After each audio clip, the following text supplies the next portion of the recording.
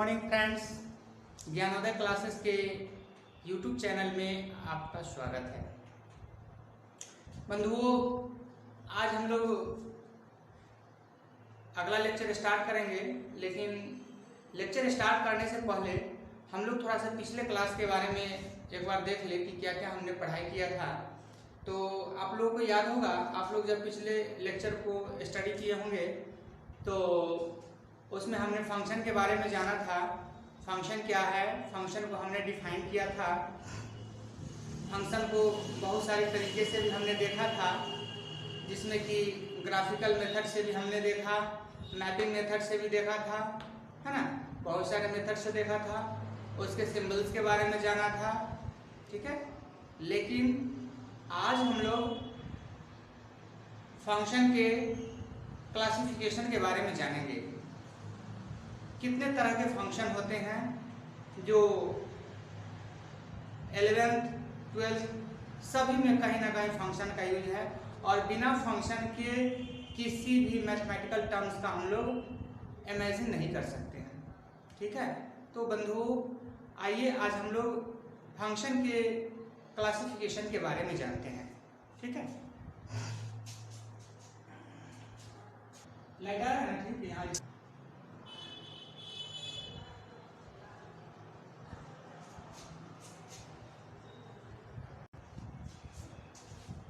तो बच्चों, ये हम लोग पहला पॉइंट से स्टार्ट किए हैं पॉलिनोमियल फंक्शन से, जो कि ये बेसिकली हम लोग अंडर 10 में पढ़ चुके होते हैं। लेकिन कुछ बच्चे ऐसे होते हैं कि वहाँ पे क्लियरली ध्यान नहीं दे पाते हैं, जिसके कारण आज हम लोगों को यहाँ पे डिटेल्स पढ़ाई करनी होती है, ठीक है। तो यहाँ पे हम लोग देखेंगे कि सबसे पहला टॉपिक हमने सिलेक्ट किया है पॉलिनोमियल फंक्शन। इस पॉलिनोमियल्स के बारे में हम लोग जानेंगे कि सबसे पहले यहाँ पे मैं आप लोगों को बता दूं कि पोली का मतलब बहुत होता है। हिंदी में हम लोग इसको प्रोनाउंसिएशन करके समझेंगे, ब्रेक करके, कि पोली का मतलब एक से अधिक हो गया, और नोमियल दैट मीन्स पावर। मतलब क्या है कि यदि एक से किसी फंक्शन पे यदि एक से अधिक पावर हो, यानी बहुत से पावर हो, तो उसी को हम लोग पॉलिनोमियल कहेंगे, ठीक है। इसे हम लोग डिफाइन करते हैं। तो यहाँ पर देखेंगे कि if a function f of x is defined by f of x is equal to a naught into x to the power n plus a1 into x to the power n minus 1 plus a2 into x to the power n minus 2 plus dot dot dot a naught n minus 1 x plus an, ठीक है।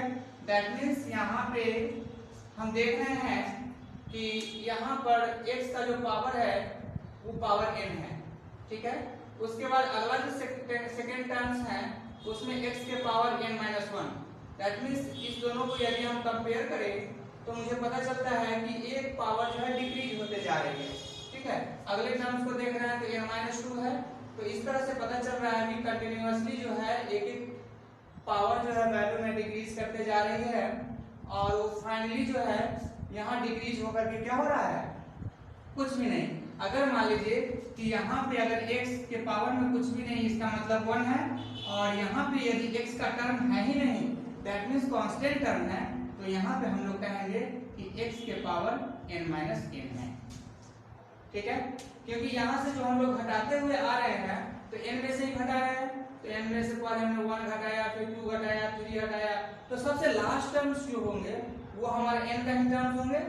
तो इसीलिए हमने x के power में n minus n घटाया है, ठीक है।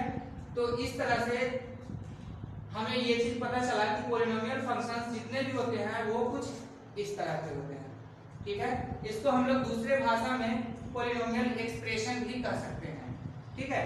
तो आप फंक्शन कहिए, एक्सप्रेशन कहिए, दोनों चलेगा।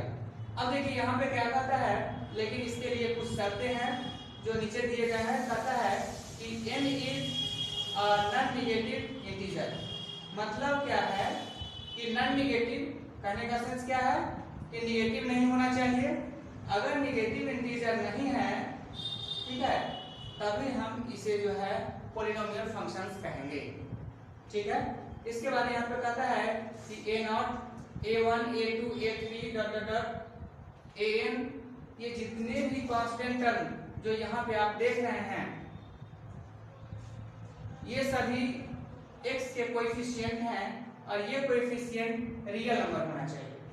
ठीक है, इसके बाद है इसमें एक कंडीशन और है जो कि बिल्कुल मस्ट है और कहता है कि यदि मैक्सिमम पावर x का होगा उसका कोएफिशिएंट 0 के बराबर नहीं होना चाहिए। ठीक है, जैसा कि आप ये देख रहे हैं कि यहाँ पे a0 is not equal to 0। अगर यहाँ पे a0 ही यदि 0 हो जाएगा तो ये फंक्शन ही समाप्त हो जाएंगे और ये जब फंक्शन ही समाप्त हो जाएंगे इसका मतलब जो मैक्सिमम पावर है वो कितने वैल्यू का हमारे पास पॉलिनोमियल फंक्शन है वो ही समाप्त हो जाएगा। कांट बी डिफाइन, हम लोग डिफाइन नहीं कर सकते। ठीक है, तो अगर a0 is not equal to 0 है the f is called polynomial function।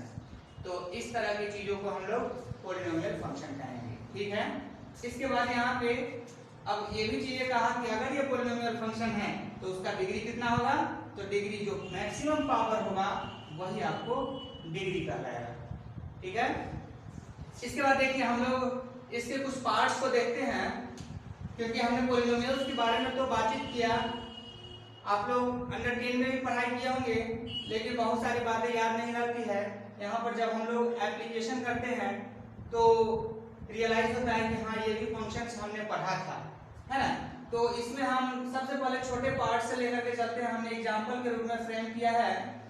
इसमें है कि f of x is equal to c where x belongs to real number. यहाँ पे भी लिखा है कि ये कांस्टेंट फंक्शन है। हमने क्या किया है कि एक फंक्शन बनाया है और इस फंक्शन को लिखा है c और c के बारे में कहा है कि ये जो है कांस्टेंट फंक्शन है। मतलब ये है कि हम x का कोई भी वैल्यू यदि इस फंक्शन में डाल दें इसी पे कोई फर्क नहीं पड़ेगा। अगर इसको एग्जांपल के रूप में देखना चाहते हैं तो मान के चलिए कि यदि हम f of x is equal to 4 डाल दें और लिख दें कि x belongs to r, तो r का कोई भी value, r that means real number है ना, तो इस रियल नंबर का कोई भी वैल्यू यदि हम इस x पे डालेंगे तो इस 4 पे कोई फर्क नहीं पड़ेगा। ठीक है, इसी वैल्यू के लिए एप्लीकेबल है। ठीक है, इसीलिए इसे हम लोग कांस्टेंट फंक्शन कहेंगे। इसके बाद दूसरा है आपको f of x is equal to ax plus b is equal to नहीं, इक्वल नहीं है, x belongs to r that means linear function. अब देखिए यहाँ से सवाल ये उठता है कि ax plus b है, हम लोग इसका जो नेमिंग कर रहे हैं किस आधार पर कर रहे हैं, कैसे कर रहे हैं, ताकि हम लोग भी आगे भी याद रखें, आप लोग भी याद रखें। तो देखिए यहाँ पर अगर हम कांस्टेंट फंक्शन की बात करें तो यदि हम x के पावर यदि 0 लिख दें तो कोई दिक्कत नहीं होना चाहिए, क्योंकि यदि किसी भी वैल्यू के पावर में यदि 0 हो जाए तो उसका वैल्यू 1 के बराबर हो जाता है। ठीक है, तो इसीलिए फाइनली ये जो है आपको 1 के बराबर हो जाएगा और c into 1 बराबर c कहलाएगा। ठीक है, तो इसीलिए हम इसके बगल में जानेंगे कि x फंक्शन है लेकिन उसके पावर में 0 है, जिसके कारण ये वेरिएबिलिटी को समाप्त कर दे रहा है। ठीक है, अब इसके बाद यहाँ पे है लीनियर फंक्शन। लीनियर फंक्शन के बारे में यहाँ पर हम देख रहे हैं कि जो फंक्शन वेरिएबल है उसका एक टर्म x इसमें भी है, तो इसका मैक्सिमम पावर कितना है, 1 है। ठीक है, तो 1 मैक्सिमम पावर है, तो इस पावर के आधार पे हमने फंक्शन का नाम किया है। यहाँ पर जो है x का कोई वैल्यू नहीं, अगर यहाँ पे 0 है इसका मतलब x के पास कोएफिशिएंट कुछ भी नहीं है, कांस्टेंट है, इसीलिए हम यहाँ पर कांस्टेंट फंक्शन लिख दिए। ठीक है, इस फंक्शन में मैक्सिमम पावर 1 है, इसीलिए इस फंक्शन का नाम लीनियर फंक्शन रखा गया है। ठीक है, इसे हम एक्सप्रेशन भी कहते हैं। इसके बाद यहाँ पर है f of x is equal to x naught a0 x square plus a1 x plus b2, जिसे हम लोग क्वाड्रेटिक एक्सप्रेशन या क्वाड्रेटिक फंक्शन कह रहे हैं। ठीक है, क्योंकि इसका मैक्सिमम पावर 2 है जो कि आप लोग ऑलरेडी पढ़ चुके हैं। इसके बाद यहाँ पे है function f of x is equal to a0 x cube plus a1 x square plus a2 x plus a3 where x belongs to r। ठीक है,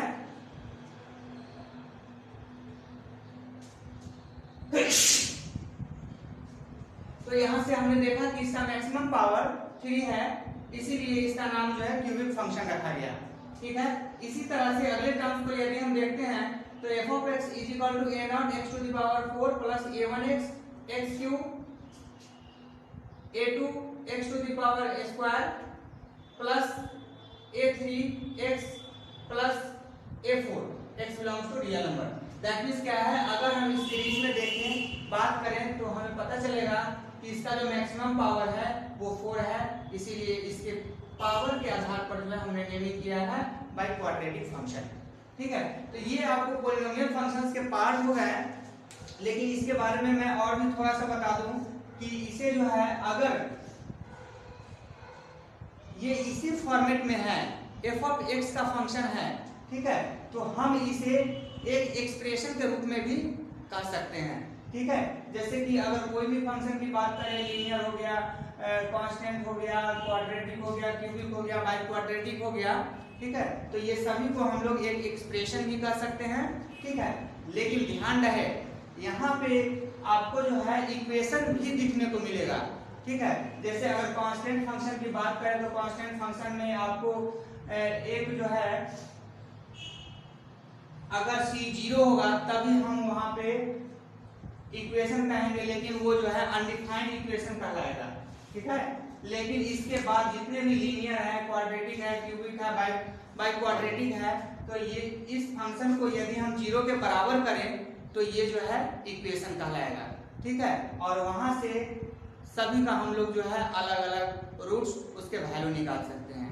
ठीक है, तो इतने सारे इसके बारे में है, हम लोग अभी केवल क्लासिफिकेशन जानेंगे, उसके बाद हम लोग एप्लीकेशन करेंगे। ठीक है, तो चलते हैं अगले पॉइंट्स की तरफ, आइए देखते हैं।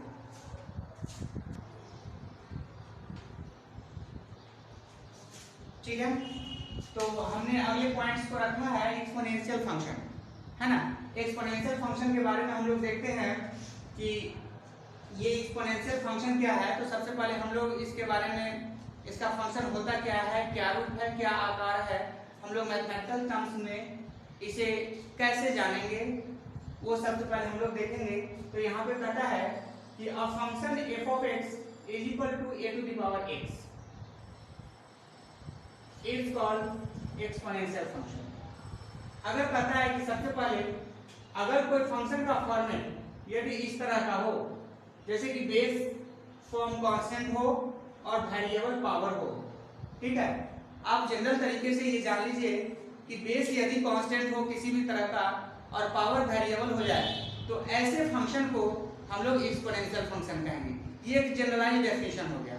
ठीक है, उसके आधार पर हमने बेस को a मान लिया। अब a के बारे में हमने कहा कि ये आपका 0 से बड़ा है, लेकिन कंडीशन यहाँ पर ये दिया कि a जो है 1 के बराबर नहीं होना चाहिए। ठीक है, अगर ये a 1 के बराबर नहीं है और इस कंडीशन को ही फुलफिल कर रहा है और x बिलोंग्स टू r, मतलब x का कोई भी वैल्यू यहाँ पे अगर हम डाल दें तो हम कहेंगे कि ये एक्सपोनेंशियल फंक्शन। ठीक है, इसके बाद यहाँ पर दूसरा जो इंपॉर्टेंट पॉइंट्स कहा है कि the inverse of exponential function is called logarithmic function. अगर हम फंक्शन को रिवर्स कर दे, एक्सपोनेंशियल को रिवर्स कर दे, तो इसे हम लोग लॉगरिथमिक फंक्शन कहते हैं। ठीक है, लॉगरिथमिक फंक्शन को हम लोग इस तरह से रिप्रेजेंट करते हैं, g of x is equal to log x log base a argument x। ठीक है, इसको हम लोग इस तरह से भी पढ़ते हैं, तो पढ़ने का तरीका भी आप लोग जान ले। अब यहाँ से कहता है कि f of x and g of x are inverse of each other, मतलब यहाँ से हमें एक कंक्लूजन निकला कि एक्सपोनेंशियल फंक्शन और लॉगरिथमिक फंक्शन एक दूसरे के रिवर्सिबल है।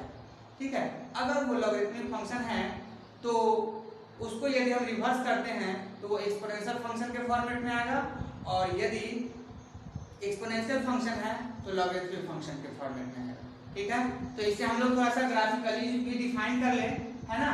तो यहाँ से हम लोग देखेंगे कि इस तरह से हमने ग्राफ ड्रॉ किया है कि ये ग्राफ जो है एक्सपोनेंशियल का है, और इसमें हमने कंडीशन लगाया है कि यदि a ग्रेटर देन 0 होगा तभी ये a to the power x जो है, अगर ऐसा होगा तो इसका पावर कुछ इस तरह से जाएगा। ठीक है, तो यहाँ पर देखेंगे और x बिलोंग्स टू यहाँ पे भी यहाँ पे ये दे दीजिए and x is not equal to 1। ऐसा भी यदि कर दे तो कोई दिक्कत नहीं है, ठीक है। तो यहाँ से देखेंगे कि जैसे जैसे x का वैल्यू यदि हम रखते जाएंगे, ये तो रियल हो जाएगा यार, ठीक है, ये रियल हो जाएगा क्योंकि निगेटिव में भी यहाँ पे आ रहा है और पॉजिटिव में भी जा रहा है, ठीक है। तो जैसे जैसे हम निगेटिव में जा रहे हैं हमारा जो वैल्यू है वो y का वैल्यू एकदम बिल्कुल f(x) छोटा होते जा रहा है, और जैसे जैसे पॉजिटिव में हम लोग जा रहे हैं वैसे वैसे जो है एक्सपोनेंशियली ऊपर की तरफ बढ़ते जा रहा है, ठीक है। यहाँ पे ये कहा कि reverse of exponential function that is called a logarithmic function. तो हम लोग ग्राफिकली इसको कैसे दिखाएंगे, तो अगर हम लोग इनवर्स का ग्राफ यदि ड्रॉ करते हैं, आप लोग देखे होंगे कि यदि ट्रिग्नोमेट्रिक फंक्शन में भी यदि हम किसी भी चीज का यदि इनवर्स का ग्राफ ड्रॉ करते थे तो उसके लिए हमारे पास एक ही तरीका था कि y = x का ग्राफ को हम लोग एक मिरर इमेज मानते थे, और जो मिरर लगाने के बाद जो इमेज बनता था वही जो है उसके इनवर्स का ग्राफ कहलाता था, ठीक है। तो ठीक हम वही चीज अपनाएंगे। यहाँ से जो है आप एक y = x का ग्राफ ड्रॉ कर लीजिए, y = x, और इसको यदि हम मिरर इमेज मानते हैं, ठीक है, तो इसका ग्राफ जो है कहीं ना कहीं कुछ इस तरह का आएगा, ठीक है, इस तरह ग्राफ आएगा। ये आपका यहाँ पे क्या है 0 और 1 है, तो यहाँ पे आ जाएगा 1 0, ठीक है। आप देख रहे होंगे कि इसका जस्ट ये मिरर इमेज है, तो ये ग्राफ जो है g(x) = log base a argument x का ग्राफ हो गया, ठीक है। ठीक इसी तरह से यहाँ पे क्या है, यहाँ पे आपका प्रॉब्लम है कि 0 और 1 के बीच में यदि बेस हो, ठीक है, तब जो है ग्राफ सीधे एक्सपोनेंशियल का रिवर्स हो जाएगा, ठीक है। तो यहाँ से इसीलिए ये रिवर्स ग्राफ हो गया है, और इस रिवर्स ग्राफ का यदि हम इनवर्स करते हैं तो इसमें भी लॉगरिथम का फंक्शन आएगा। तो इस लॉगरिथम का फंक्शन जो आएगा तो इसमें भी हमें जो है y = x के लॉन्ग मिरर इमेज लेना पड़ेगा। तो यहाँ से फिर y = x का सबसे पहले हम लोग ग्राफ खींच लेंगे y = x, और इसके अकॉर्डिंग यदि हम मिरर इमेज की बात करें तो यहाँ पर देखेंगे कि हमें इसके अकॉर्डिंग मिरर इमेज चाहिए। तो मिरर इमेज क्या होगा, ये वाला ऊपर जाएगा, दैट मीन्स ये ग्राफ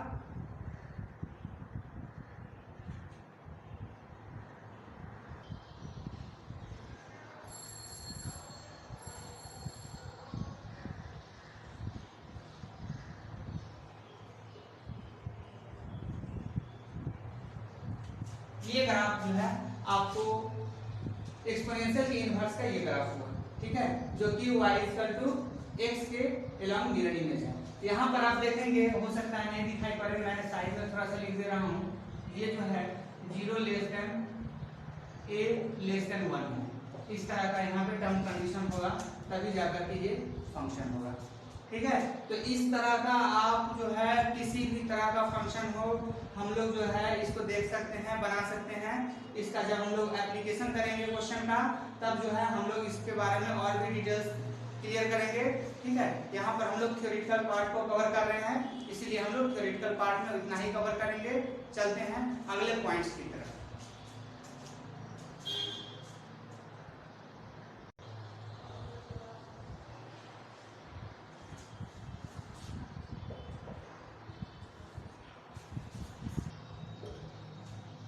ये है अगला पॉइंट्स है सिग्नम फंक्शन, है ना। सिग्नम फंक्शन के बारे में बहुत सारे बच्चों लोगों को क्लियर नहीं हो पाता है, क्योंकि ये नए नए तो पॉइंट्स होते हैं फंक्शन के, और ये डायरेक्टली जो है 11th और 12th से स्टार्ट होते हैं। इससे पहले हम लोग अंडर 10th तक अभी इससे जो है रूबरू नहीं होते, है ना। तो इसीलिए यहाँ पर जो है हम लोग इसे अच्छे से देखेंगे, बहुत ही ईजी है ना।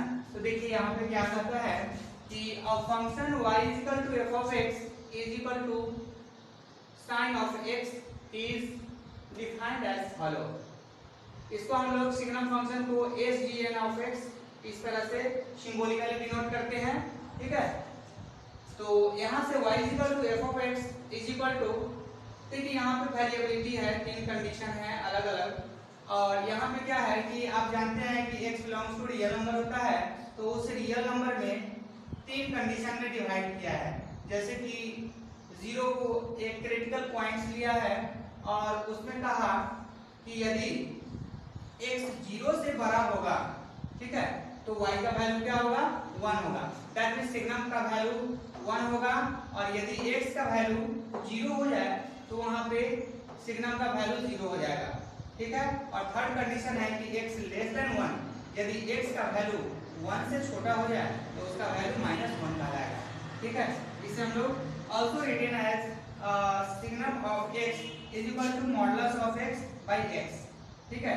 तो modulus of x by x simply इस तरीके से लिखा है, तो यहाँ पे हम लोग देख सकते हैं कि यदि x का वैल्यू यदि पॉजिटिव है तो x बाय x कट करके 1 हो जाएगा, यानी y का x का किसी भी वैल्यू के लिए सिग्नम ऑफ x का वैल्यू 1 आ जाएगा, ठीक है। That means y equal to 1। अगर हम 0 डालते हैं तो 0 हो जाएगा, इस फंक्शन को अप्लाई करेंगे।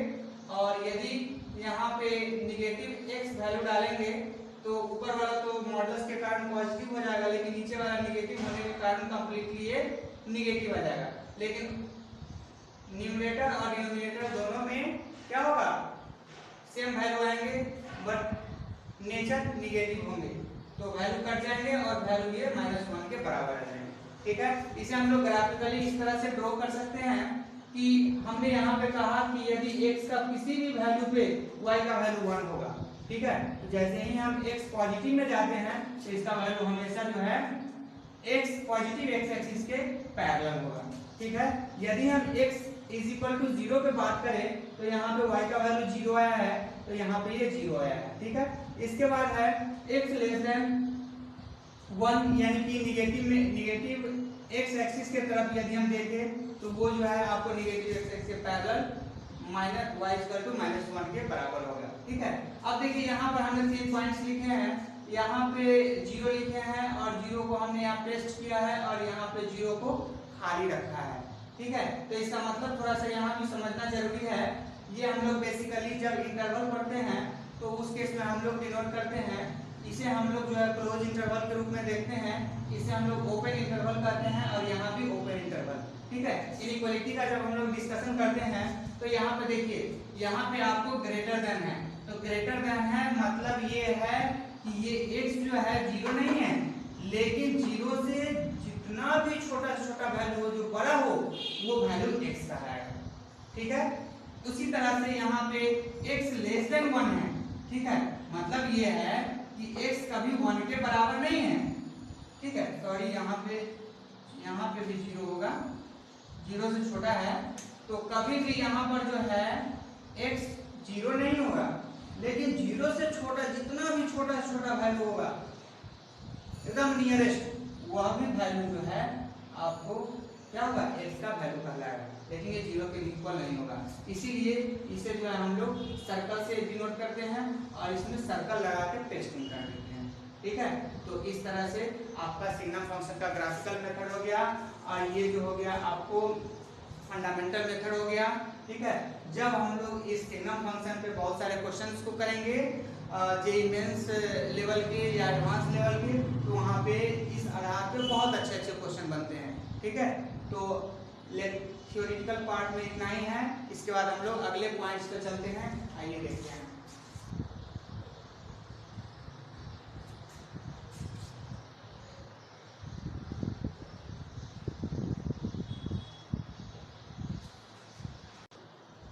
ठीक है, तो ये हमारा अगला फंक्शन है ग्रेटेस्ट इंटीजर फंक्शन, है ना। इसे हम लोग दूसरा नाम मैथमेटिक्स की भाषा में स्टेप अप फंक्शन भी कहते हैं, है ना।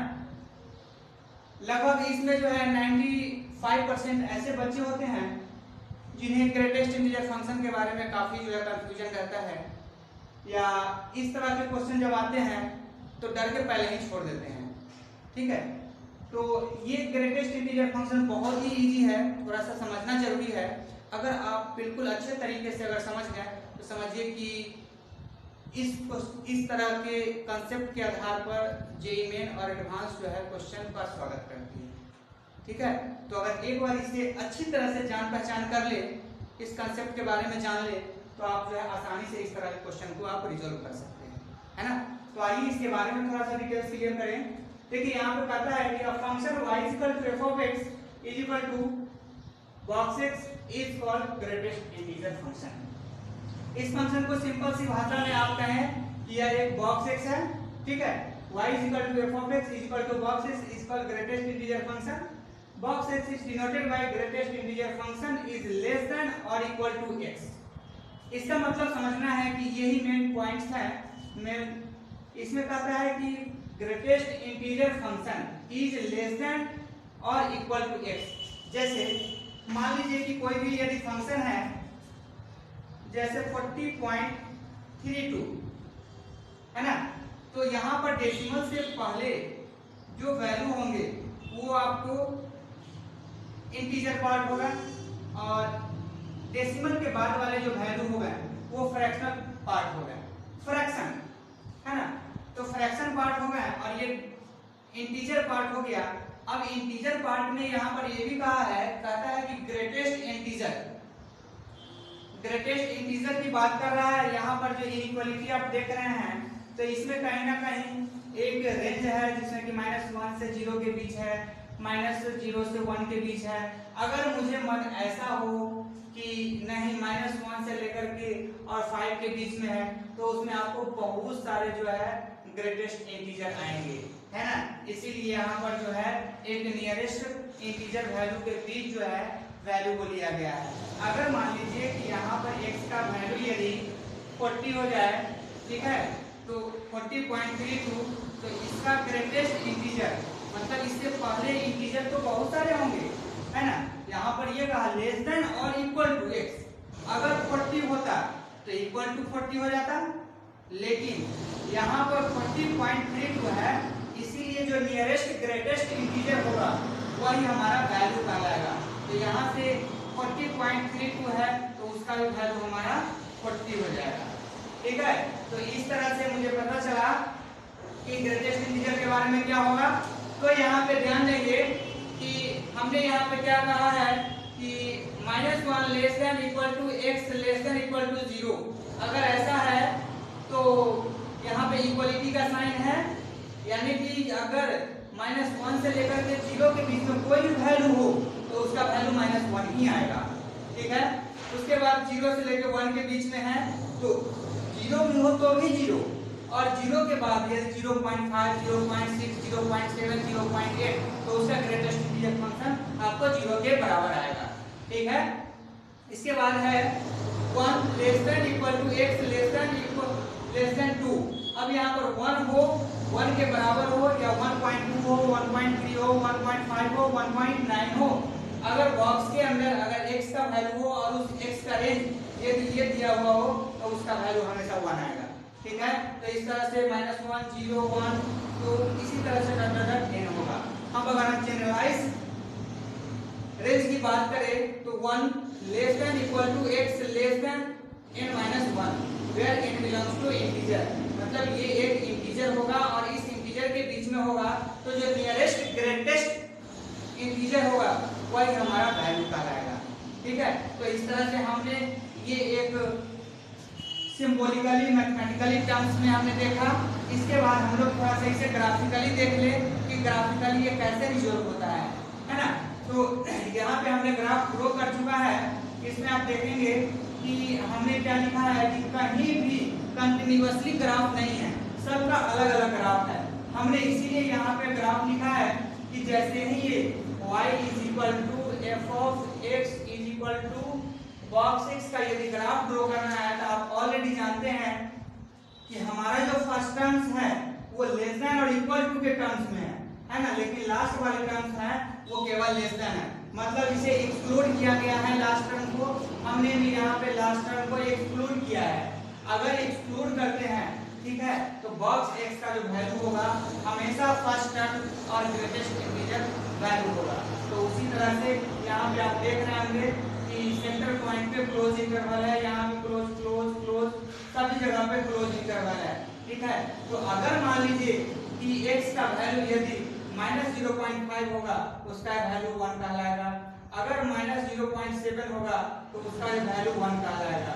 उसी तरह से यहाँ पे अगर -1.5 होगा तो उसका बॉक्स -1.5 का वैल्यू -2 हो जाएगा। लेकिन यहाँ पे अगर हम आते हैं तो यहाँ पे 1.5 का वैल्यू 1 हो जाएगा। 2.5 का वैल्यू, 2.7 का वैल्यू भी यहाँ पे 2 हो जाएगा।